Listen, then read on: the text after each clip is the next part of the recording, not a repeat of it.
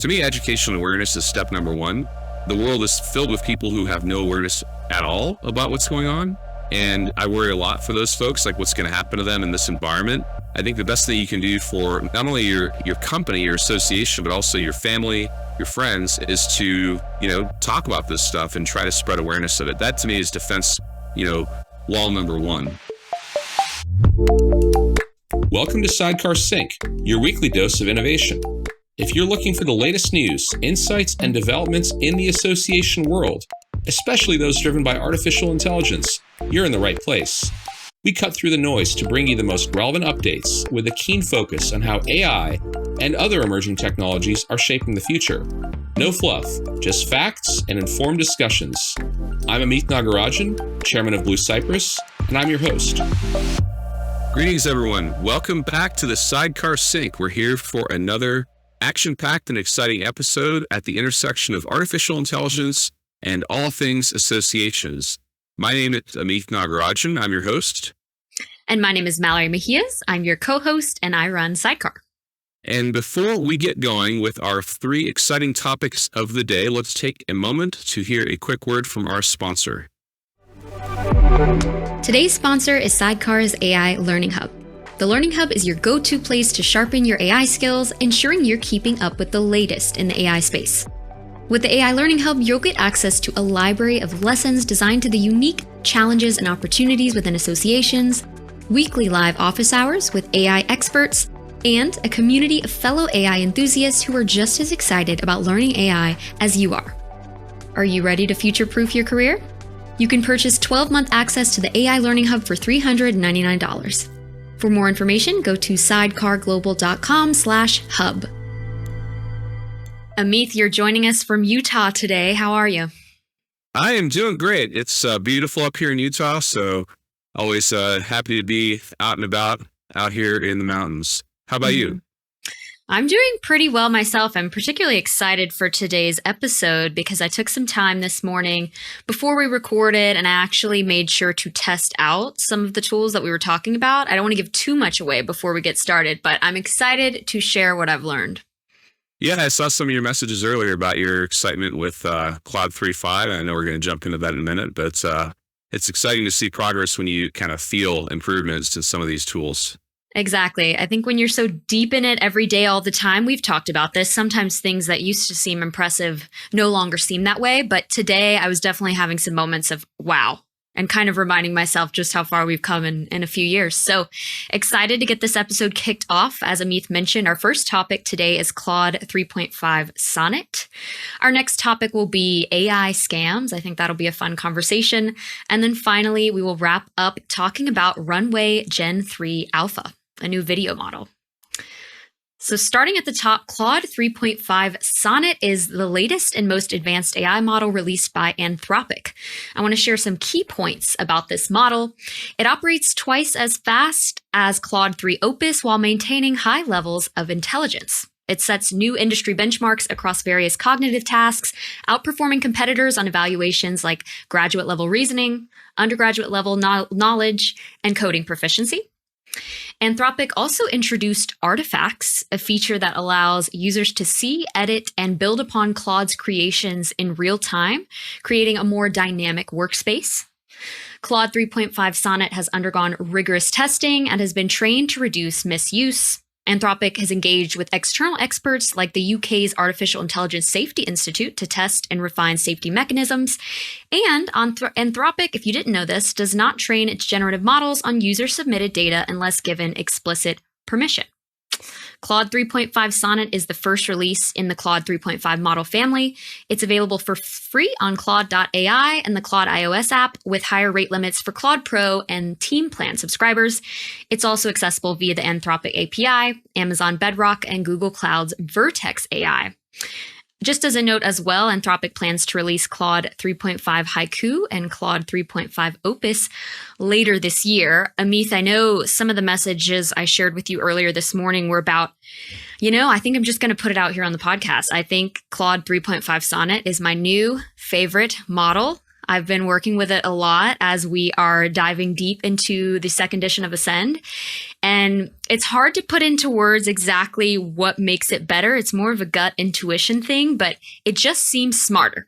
I don't know exactly how to phrase that, how to attach numbers to it, but I assign it a task and it seems to run with it and do a really good job with less context, which is kind of interesting in the greater scheme of prompt engineering. It seems like it needs a little less prompting to do an even better job than the output I get on ChatGPT. So I'm really pumped about this. I'm wondering, have you had a chance to try it just yet? And what do you think about the release?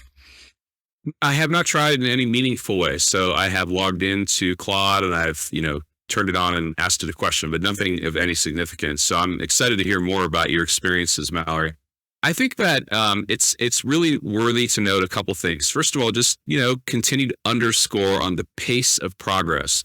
We announced the Claude 3 release, I think the same day our podcast happened to come out when Claude 3 came out, and we were talking about it, and it was a big deal. It was some significant improvements over Claude 2, and here we are just a few months later, and Claude 3.5 is a significant leap ahead. And so that speaks to the speed at which AI is advancing. Generally, it also speaks to the competitive pressure that exists in the environment between OpenAI and Anthropic specifically, but obviously much more broadly with all of the other companies out there going after this, particularly Meta and Google. So I'm excited to see it. I like Anthropic as a general statement. I think that they tend to be much more focused on safety than their counterparts as far as the frontier AI research labs. I don't have hard data to back up that statement. It's more of a feeling based on what seems to be the values of their leadership team. So I like what they're doing. They're certainly backed by a strong, major tech player with respect to Amazon. Amazon is the company behind them, much like Microsoft is behind OpenAI. So there's a lot of good things here. I think from an API access perspective for developers that are looking to build solutions on top of a model, Claude 3.5 Sonnet is very much worth taking a look at. Now, the thing that we should probably quickly reintroduce to our listeners is that the three models in the world of Anthropic's Claude model, the three sizes of models, I should say, are Haiku, Sonnet, and Opus, from small to medium to large, respectively.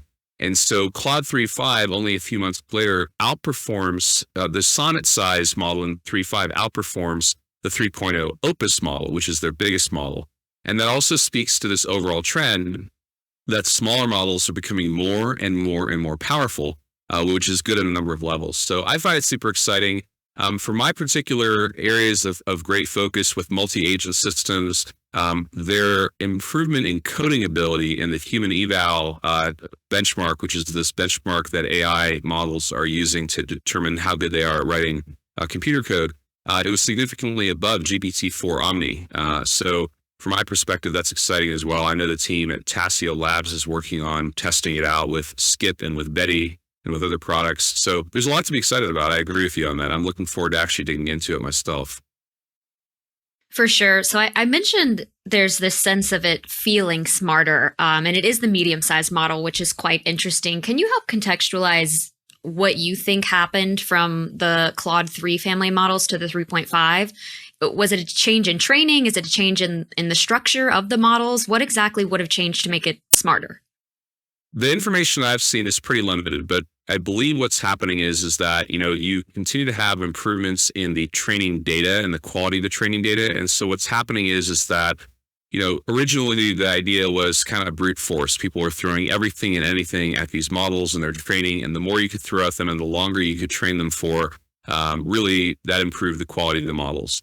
Now what we're finding is that, number one, improved data quality going in dramatically affects the size, the quality of models relative to their size. So there was quite a bit of research over the last couple of years showing that a model trained on a smaller training set can be as performant or even better than a model trained on a much larger training set if the quality of the data is higher.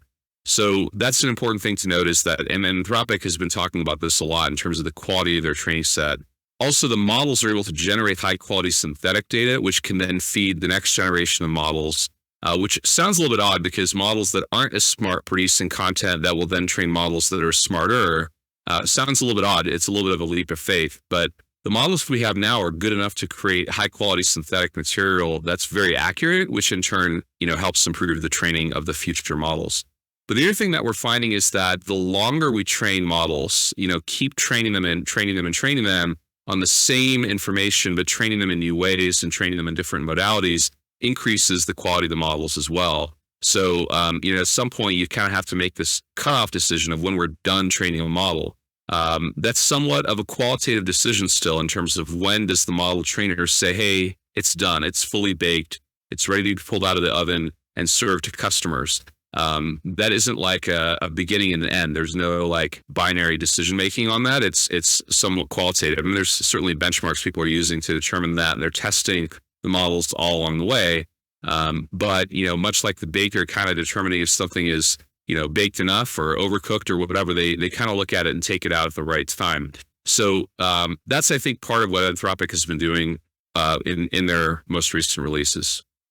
I think they were pretty intentional about calling this a 0.5 release rather than 4.0, because it definitely represents an incremental improvement, but enough of an incremental improvement to take the leaderboards, essentially, which is a big deal in this world of AI models, that these leaderboards that are showing model performance relative to benchmarks, that's a lot of decisions are being made based on people's continued progress towards that.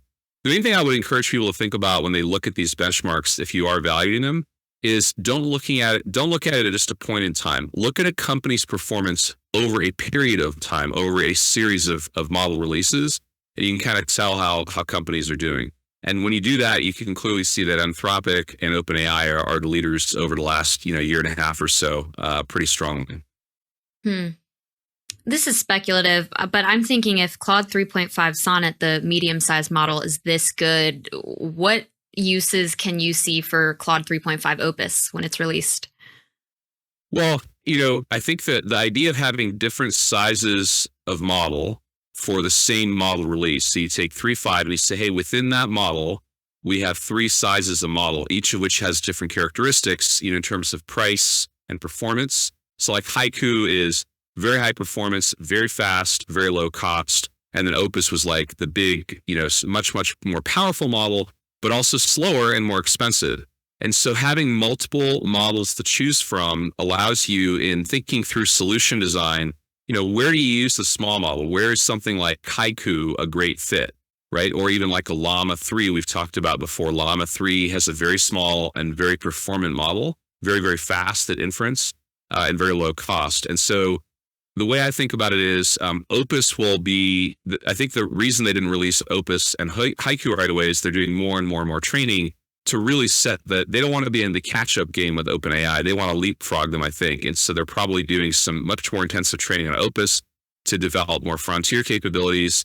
And then Haiku, I think they're probably working really hard to develop a really, really small model that's super high performance and very low cost. So that's my speculation, but I think the applications of that are, you think about like high throughput, real time, low cost things like conversational interactions with people on a website, or classifying massive amounts of text in a very accurate way.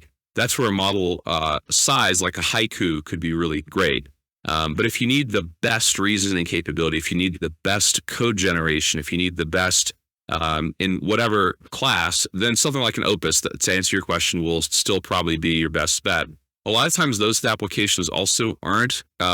It's not as important that those kinds of applications are as instant, but expectations are continuing to increase that models respond essentially instantly. To give listeners some context, I mentioned that I was working on Ascend 2nd edition with Claude. Unfortunately, there are cap limits, even on the paid version, even on the Teams version, that I keep running into. That's my only complaint for the time being, which means it's just really good and I'm using it a ton. But I dropped the whole previous 1st edition in there, asked it to read it, and then started working with it to establish a new flow. There's some new chapters that we're adding in, so we wanted to make sure everything was seamless, essentially. And some of the suggestions it was giving me were really smart, and it felt like I was actually collaborating with a person. Whereas sometimes with ChatGPT, I'm like, oh God, why would you suggest that? That's so repetitive. You forgot this thing I asked you earlier. And this actually felt more like a collaboration, which leads me into this point of artifacts. I'm not sure if you saw their demo video of this, but we're kind of seeing this shift from conversational AI to collaborative work environment. I tested this out just a bit, not with the book, but asking it to create like a web page using HTML, and you kind of see a dual screen. So you see the chat interface on one side, and then you see the code, and you can preview what the web page will look like as well. So you can kind of iterate on your creation with the model. So that was just really interesting to see. Do you feel like that is the future of kind of all of these chatbots?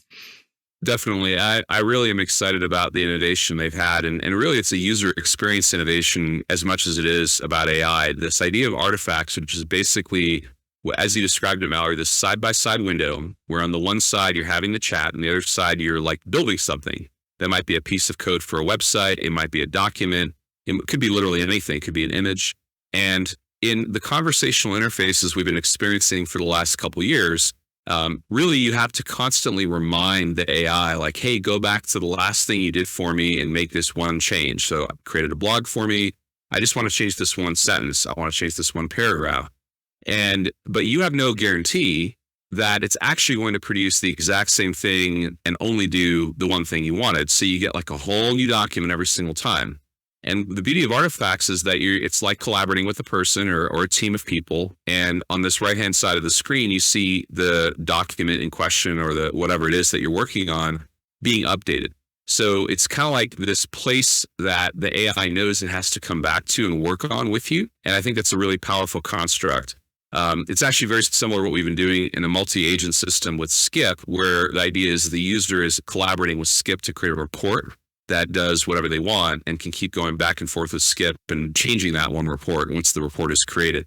So it's a similar concept, but I think you'll see that in the next edition of ChatGPT. I think you'll see that across the board pretty much with every AI system out there. I find it really exciting. And just as a note to listeners as well, since I've already tested this out for myself, if you do have the paid version of Claude, you have to enable the artifacts preview. So just so you know that, you go to your little icon, enable it, and then you should be able to use it from there. Now, let me ask you something, since you've had more experience with this particular tool. Do you find that in Claude 3.5, you are getting kind of variations in the tone and the way the thing responds to you? You know, with ChatGPT, you can kind of, quote unquote, tell that ChatGPT has created content because it kind of uses a very formulaic approach, unless you prompt it really well to not do that. You know, like, for example, it'll say in conclusion, you know, in almost every blog it ever writes. Or if you talk to it repetitively about a task it's doing over and over, it'll say the same thing. Like it'll say certainly, and then it'll go on to produce whatever. Do you find Claude 3.5 to be more of a natural kind of interaction with you? Is that part of what you think might be feeling more collaborative? That is a great question. So there are definitely still some AI isms, I'll call them, in there. One of the ones I've mentioned that drives me nuts is the in today's digital landscape or in today's AI evolving landscape. That's kind of how it proceeds to start off a lot of paragraphs, which drives me nuts. There's a little bit of that in there still, but I think it's doing it less. And obviously that's anecdotal. It's more of an intuition feeling, like I mentioned, but it seems like I'm getting more of a variety of copywriting, which is exciting. I also feel like it's doing a great job of using the previous edition of the book's style to kind of mimic that. I'm not having to give a ton of guidance on how we should write it and how we want to sound in each chapter. So I think that's a great question. I'm keeping an eye out for the little AI isms, but I think that it's an improvement from ChatGPT. I like that, AI isms. I don't think I've heard that before. All right, maybe else, we should trademark it. We should put it out there. Maybe create like a top 50 AI isms blog or something like that. I would love to do that because I think I pride myself at least on being able to detect pretty easily these days when something's written by ChatGPT. I wouldn't even have to use AI for that. You know, I don't even know if AI could write the blog about AI-isms. Do you think it's that aware of itself? That'd be a fun thing to ask Claude 3.5 Sonnet to do and see what it does. Very interesting. I did ask Claude 3.5 Sonnet how to enable artifacts, and it could not answer that. That was a little bit too self-aware, I suppose. Yeah, that is something that's interesting about and this is part of a user experience issue, I think, because there's nothing that's stopping the model developers from improving the knowledge of these models about their own capabilities. What happens is in this pre-training process, you know, it's basically kind of like this chicken and egg problem in a way, in that, you know, the model is being trained on this pre-training data, and the pre-training data essentially is what makes the model's weights get formed. Essentially, we've talked about that before on the pod, where this pre-training process essentially is generating these weights, which is the way the neural network structure is defined. And that doesn't include insight into what that model can do because the model is in training. So in that pre-training process, you can't really say this is what Claude 3.5 Sonnet does. However, what is possible is after you've trained the model, you could give it additional knowledge through either a RAG style approach where you give it some memory. There's fine-tuning approaches. There's other things that you could do. You can even do another round of training on top of the training to provide the model with additional insight on its capabilities. So I'm kind of curious about that, like why the model developers haven't really done more to make the model smarter about its own capabilities and its user interface and so forth. I think you're going to see that happen. Mm-hmm. A lot of the people who speak about AI that I listen to are talking about some of the biggest differentiators are ultimately going to be the user experience. So if you look at what we talk about and spend a lot of time thinking about analyzing, testing, putting to work in various ways, really ultimately, if you think about the fast forwarding in time of even another year, 2 more doublings in AI, most of these models will be so good, it won't really matter that much. Mm-hmm. For many of the common use cases, you'll have something that's like so great that it doesn't really matter that much. Like, are you like when you get on your next flight, do you know if it's an Airbus A320 or if it's a Boeing 737? Or if it's a regional jet, if it's an Embraer or something like that, you probably don't care that much. You want to know that it's safe. It gets you there. Like one of them might have a, cruise speed of 520 miles per hour. The other one's 510. You don't really know because they're both at kind of the state of the art in terms of expected performance from a jetliner. But then someone comes out and says, okay, well, X number of years from now, someone comes out with a new airliner design that's both supersonic, quieter, lower fuel consumption, et cetera. It's like a step change in capability. But I don't know if we'll see like kind of a plateau of models and there won't be major step changes happening every week, every month. But at some point, if that does occur where models somewhat achieve all, parity across the major model families, most of the differentiation will be in user experience and in domain knowledge. And that's actually where I think a lot of opportunity still lies for innovators of all types, including private companies developing solutions in verticals, certainly for associations that develop models or applications on top of models using their knowledge. But I digress somewhat, but I think that the main thing is when you think about that type of user experience and the model's lack of awareness of its own capabilities, it's somewhat funny, but I think a lot of that has to do with everyone's moving so crazy fast that almost all of their resources are on the models themselves, not on the user experience. I think that's going to start to change. Yep. Yeah, on the Boeing note, now I didn't pay attention to that before, but I guess with all the recent news about the Boeing planes, I'm a little more aware, but I see your point. And I want to quickly add, I know listeners have heard me talk about Midjourney. It's my preferred AI-powered image generator, but right now they're rolling out it's Midjourney Alpha, I think is what they're calling it, to select users. Maybe it's only paid. It's a completely different interface. It is so easy to use. That would always be my caveat to people is, oh, you have to use Discord and it's a little clunky if you've never used Discord before. It's nothing like that now. And I assume that's the route they're going as well. So I think you're spot on. Yeah, I think that's an opportunity for differentiation in the mature market, in the context of Airbus and Boeing, like Airbus could certainly claim for a more secure environment and Boeing can say they give you more fresh air. Oh, gosh, Amith, I don't want fresh air on my flights. Not that way anyway. Moving on to topic 2, AI scams. This should be a fun one. We all know AI is increasingly being leveraged by scammers to create more sophisticated and convincing scams, posing a huge threat to individuals and financial institutions. We're going to run through just a quick list that you're all probably aware of kind of some major scams that we're seeing and how AI is being used in them, particularly. First being voice cloning.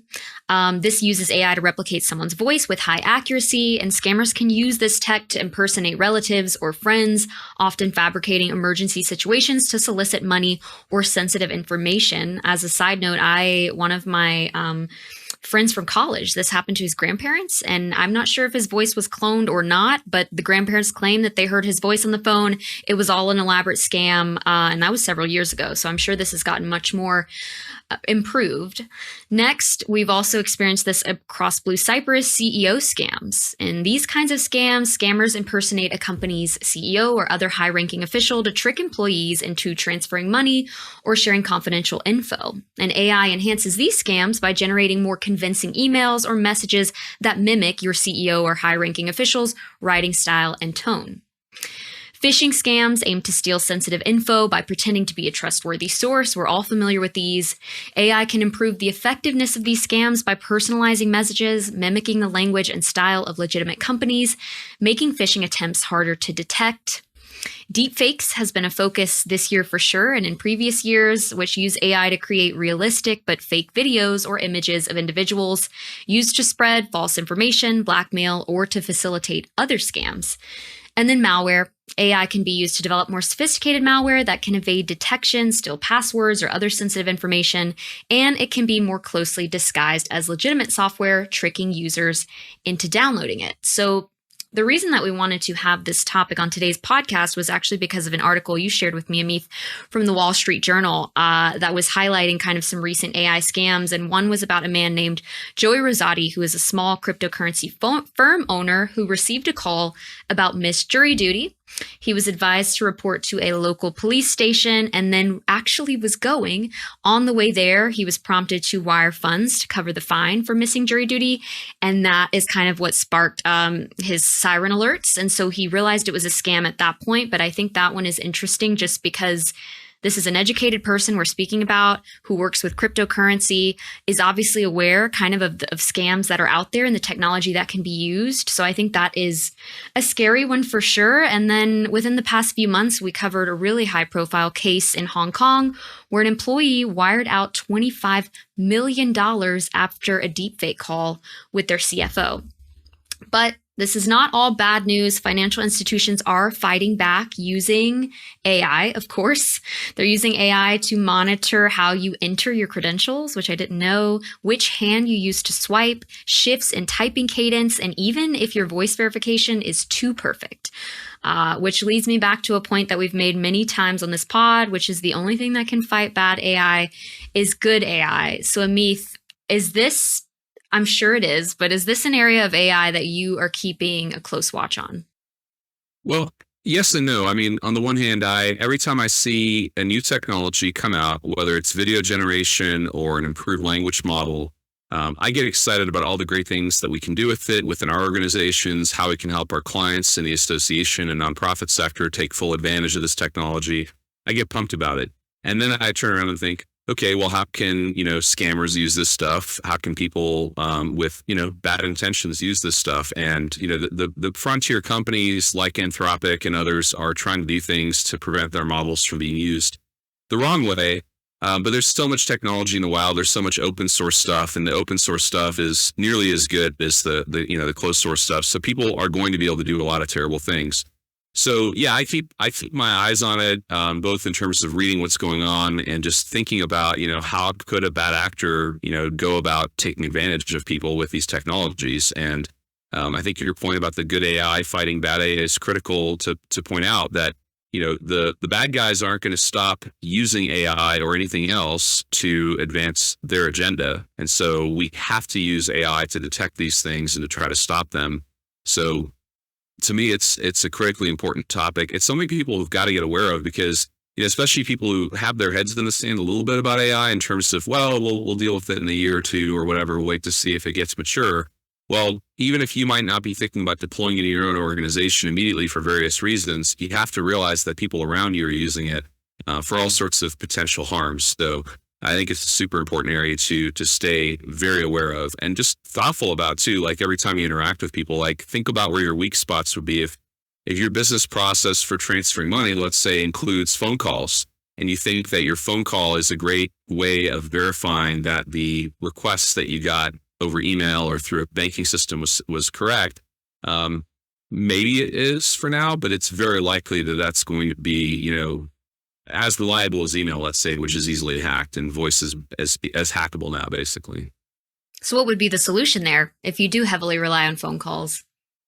Well, as you pointed out, AI detecting real versus synthetic voices, I think, is a thing that's going to be helpful. I know people are working on that. I also think that, there's another technology in our tool belt that could be quite powerful in the fight against bad AI, which is blockchain. So using blockchain to authenticate and certify the provenance of content that you're receiving. So when you're talking about using, let's say, wire transfers, if you're doing your transactions for wire transfer on chain, as they would say in the whole Web3 blockchain world, you have an immutable transactional history on the blockchain of all the prior transactions. So it's way, way less likely that you're going to have a fraudulent request appear in that kind of a context than the way people do a lot of transactions now. But as far as like just day-to-day interaction with people and like, I remember, I think one of the things you were alluding to was we had an intern on our team that received a text message that was supposedly from the CEO of Blue Cypress asking them, I think they were supposed to buy Amazon gift cards or Apple gift cards or something, if I recall correctly. And that happened maybe a year ago. And the person almost did what was requested, and then kind of, sensed that there's something off about the request.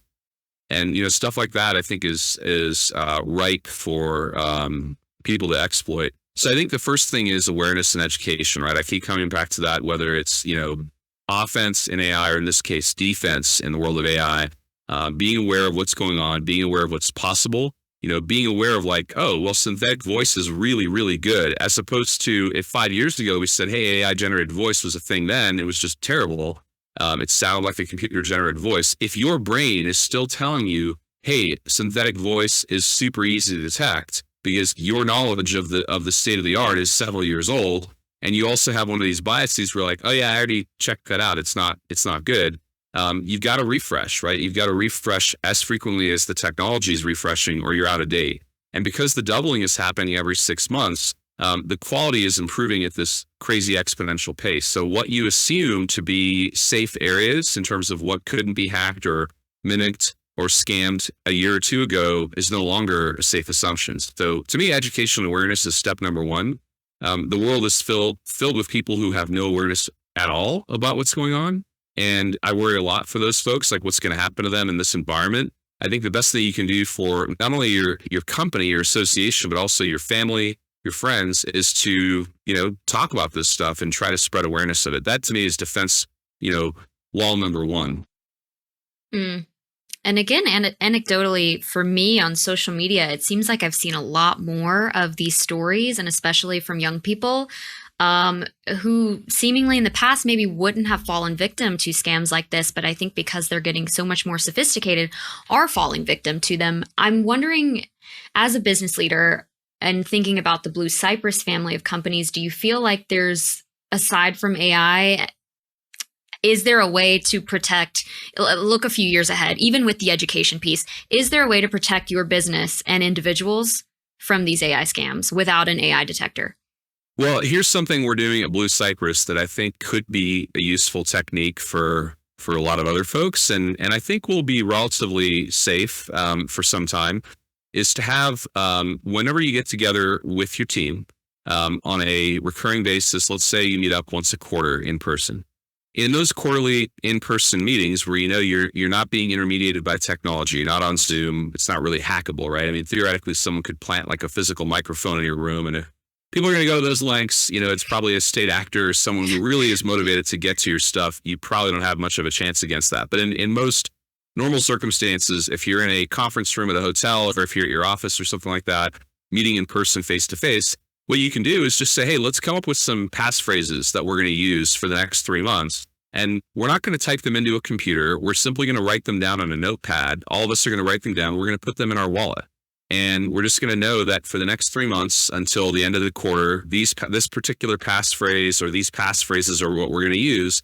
And maybe come up with 2 or 3 of them and use them on different days of the week or things like that. And that would not be like for every single phone call you have with someone to say, hey, Mallory, what's the passphrase for this week or whatever. Yeah. That'd be kind of silly. But like if you got a call from me saying, hey, I need you to transfer money or something like that, like the trigger things, right, that are potential, or hey, Mallory, can you give me your password for LinkedIn real quick? I just need to do something. I forgot mine. I need to like do something to the sidecar company account.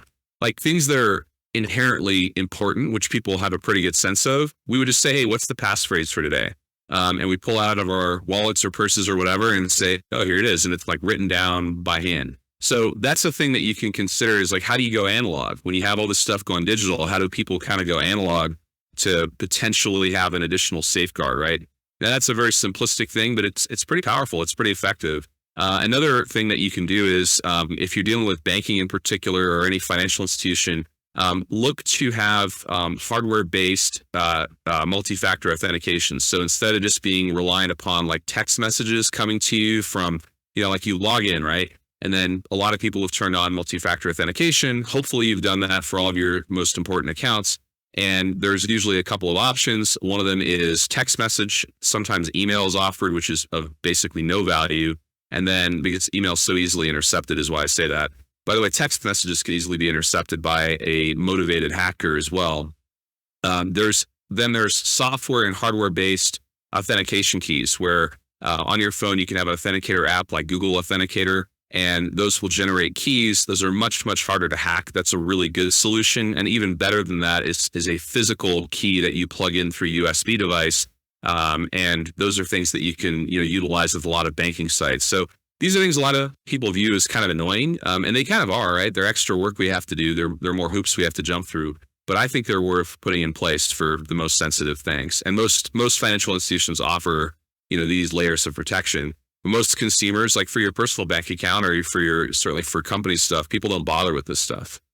Then there's simple things too, like using a password manager rather than using the same password for every single website. There's tons of people who still do. Oh, they have the same password. Probably the same password they've used since college, or maybe one character is different, right? And it's just not. It's kind of silly how bad it is. It's not silly, but it's crazy how bad it is.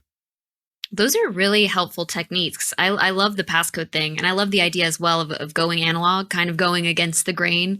It kind of makes me think of the example that you've talked about where someone asked a room full of people, like, how many of you still send physical magazines out? And no one raised their hands essentially. And they were like, okay, maybe that's something that's an avenue you should be tapping into. Maybe we do need to kind of reverse the clock a little bit and think about ways to do things in person or on paper. I think very soon we will not be able to detect deep fakes with the naked eye. I mean, honestly, we're probably already there. I will say, I don't know if you follow like the WNBA at all, Amith, but Caitlin Clark is like a rising star or has already risen pretty much. And I watched a video on social media of her after game conference, and it was a deep fake. And I'm not going to lie, for about it was a joke. It was supposed to be funny. But for about the first 20 seconds, I was like, oh, this is really her after game interview. And then once she started saying ridiculous things, I realized, oh, this is a deep fake. So I myself already am falling victim to it. So I think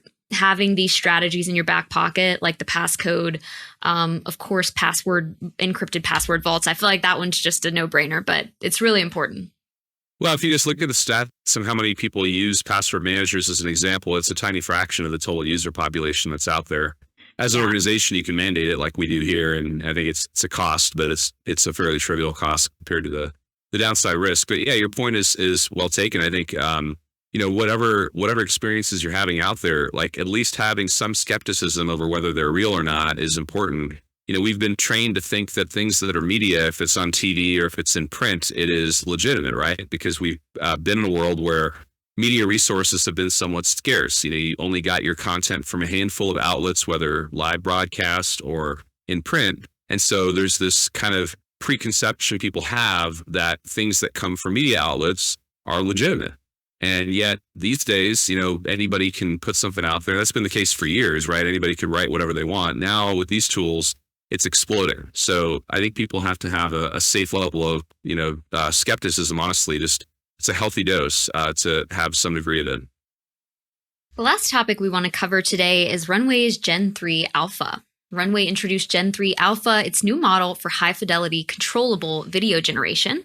And I want to share some key points about capabilities and improvements. It offers improvements in fidelity, consistency, and motion compared to its predecessor, Gen-2. It can generate highly detailed and realistic videos based on text prompts or images. And the model excels at creating expressive human characters with a wide range of actions, gestures, and emotions. It's the first in a series of models trained on Runway's new infrastructure for large-scale multimodal training. It has been trained jointly on videos and images, allowing it to power various tools like text-to-video, image-to-video, and text-to-image. It can be used for a wide range of creative applications, like generating realistic human characters to creating surreal and fantastical scenes, and it interprets a wide range of styles and cinematic terminology, making it versatile for various artistic needs. Runway is also collaborating with leading entertainment and media organizations to create custom versions of Gen-3, which I think is interesting. And the customized models will allow for more stylistically controlled and consistent characters targeting specific artistic and narrative requirements.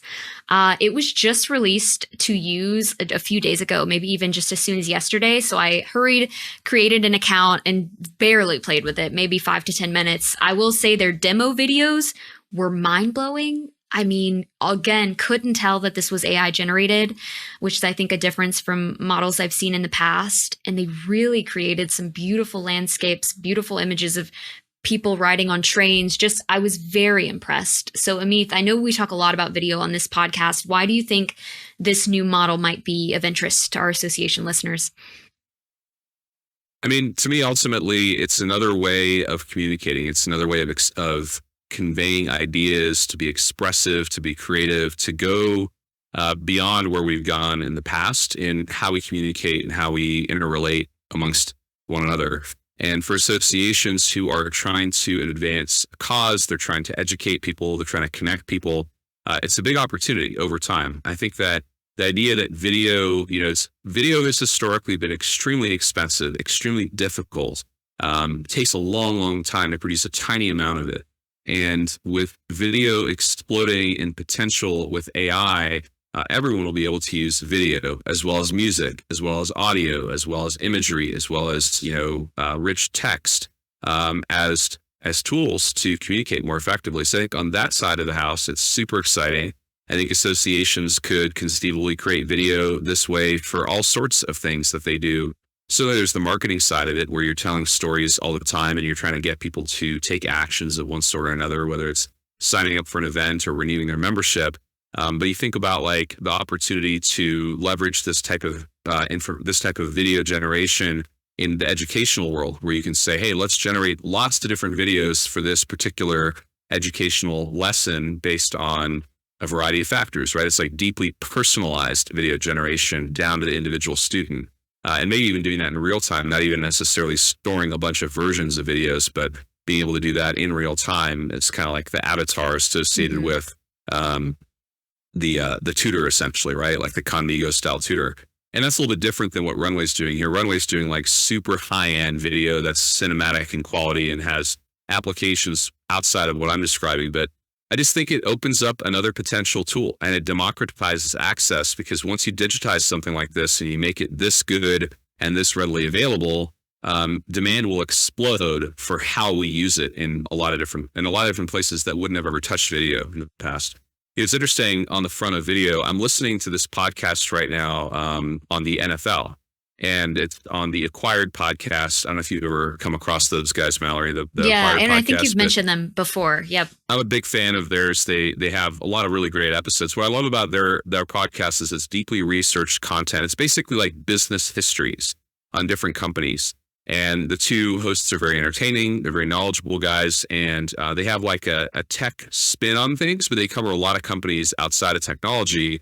And this episode on the NFL, I think they did it about a year ago. They're going through the history of the NFL, and that by itself is interesting as a football fan, but they are in this, I'm not actually done with this particular episode, but they're at the point in the episode where they're talking about NFL films and the history of NFL films. And, when TV first came onto the scene, that completely changed the business of football, because the business of football for a long time was getting people to the stadium, getting people to take a seat, pay for tickets, buy food, enjoy the game in person.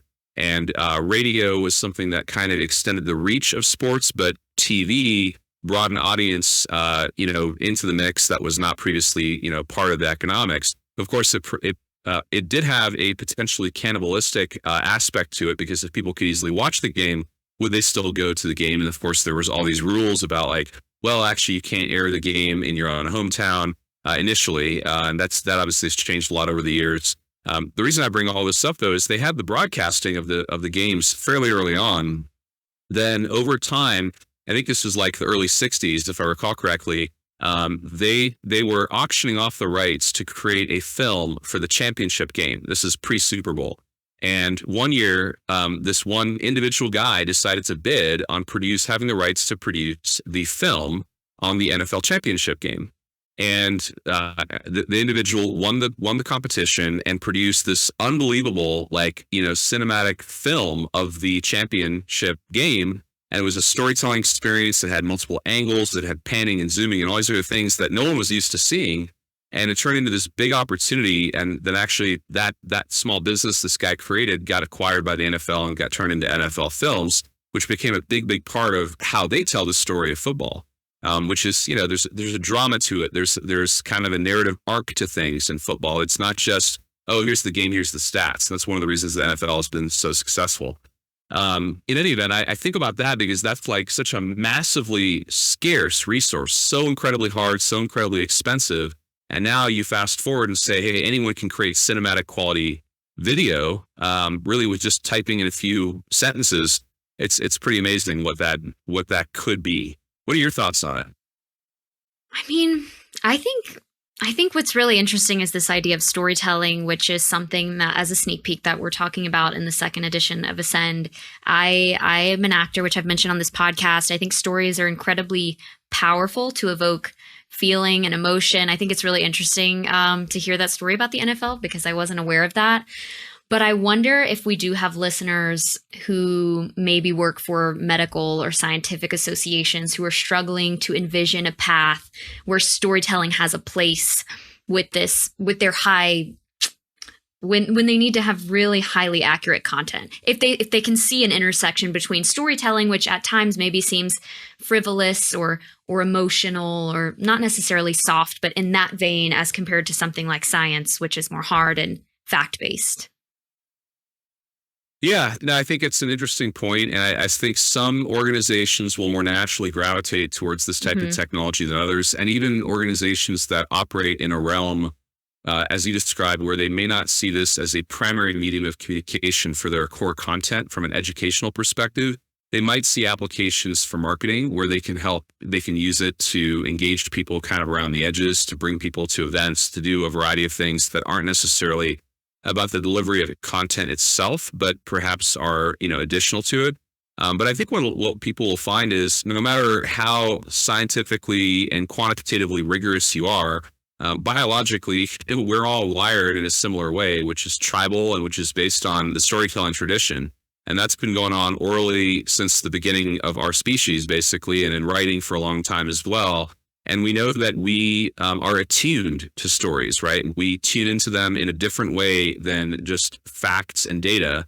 And so if you can utilize storytelling, and if you can use storytelling along with different modalities that are really engaging and rich, like video, like music, like audio, that it's a new opportunity, right? It's a new way to get people to engage with content. They might remember it better if it's delivered that way, even in deeply quantitative fields. I had no idea what the applications of this will be in those kinds of disciplines, but I find it really exciting just to think about. Another thing, too, with the NFL story that I really appreciate is that they were worried that broadcasting the games would hurt in-game attendance. And I don't have the stats on this, but I would say NFL games are really not hurting for attendance. So I think it's exciting to see that kind of this new digital medium came about, and yet we're still seeing humans seeking out these in-person experiences. For sure. Well, and think about distribution. You think about any product or service, whether it's a football game or if it's delivery of content or education, distribution, how you get that product into the hands or into the minds of the end consumer, that's the distribution challenge we're talking about. And distribution has changed a lot over time. Different mediums of communication like television, radio, or even before that, the telegram, change the ability, the speed, the cost, the dynamics of the distribution of a particular class of product or service. So with like the telegram, it was a very limited amount of information. It didn't really convey anything beyond just, I think, a couple of sentences. Essentially, it was very limited. Then you moved on to telephone, and then you had radio, and then you had TV, and then you had obviously the internet come online. And The richness of what you can deliver essentially in an instant at no cost or marginally no cost continues to evolve. And so what you're seeing trend-wise is more and more products, services, experiences get digitized in some way, or at least partially digitized. And every time that happens, people freak out. When music became digital, right? When videos started streaming, and the same thing is true in every field. What's happening now is both a distribution shift with AI, but also it's a capability shift, because what we're saying essentially is AI models that are trained on content, of course, they can distribute the content more effectively than static websites. It's a distribution improvement, but it's also improving quality because the content becomes interactive. You can do more with it, right? So you're actually changing kind of the level of fidelity, if you will, or the level of resolution in a very dramatic way. Every single time that happens, there's people who are trying to put up walls to stop the technology from advancing and saying, no, we're going to protect our walled garden. We're going to make sure our stuff doesn't get into that world of crazy distribution. And every single time that fails over time, not necessarily immediately, but over time it fails. And it's not because the protected asset wasn't really valuable, but it's because people want what they want, and the demand grows so much so that even if you protect that initial walled garden and you had 100% of market share in that world to begin with, if the market grows by 100x, all of a sudden you have 1% market share. And maybe you completely dominate that 1% market share, but there's 99x the number of people out there who might want access to your products and services that haven't had them through the traditional distribution means. And so these shifts in technology and distribution enable much greater demand, because as cost goes down, demand has essentially been pretty much proven to be insatiable. And we see that over and over. That's why the economy is growing at an exponential rate. And it's very correlated to the technology shifts we've been experiencing. So in many ways, history is repeating itself, maybe in a unique way with AI, but we've seen this before. Yep, we've watched this movie before. Well, to all those listeners who are still with us, thank you for joining us on this episode. If you do get to try out Claude 3.5 Sonnet or even Runway, feel free to shoot us a message. You can click the link if you're joining from your mobile phone and send us a text message directly from there. We would love to hear what you think, and let us know if you all have any questions or topic ideas for future episodes. Amith, I'll see you next week. Thanks a lot. Thanks for tuning in to Sidecar Sync this week. Looking to dive deeper? Download your free copy of our new book, Ascend, Unlocking the Power of AI for Associations at ascendbook.org. It's packed with insights to power your association's journey with AI. And remember, Sidecar is here with more resources from webinars to boot camps to help you stay ahead in the association world. We'll catch you in the next episode. Until then, keep learning, keep growing, and keep disrupting.